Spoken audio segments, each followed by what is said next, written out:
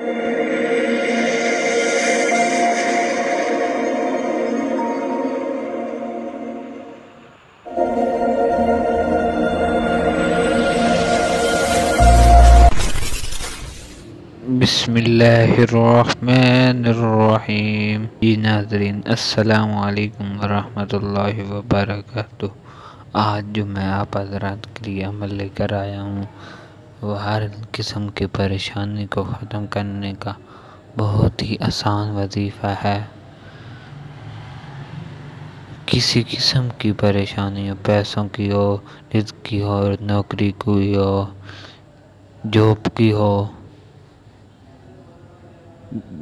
रोज़गार न हो, इन सब के लिए बहुत ही आसान वजीफ़ा मैं आप हज़रात के लिए लेकर आया हूँ।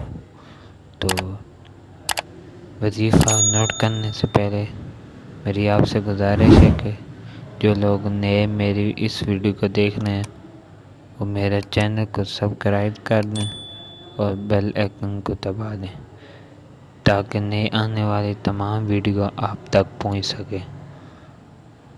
तो वजीफ़ा नोट कर लीजिए। ऐत करीमा ला इलाहा इल्ला अंत सुब्हानक इन्नी कुन्तु मिनज़ ज़ालिमीन। खुला पढ़ना है, कितने आप पढ़ सकते हैं खुला पढ़ें।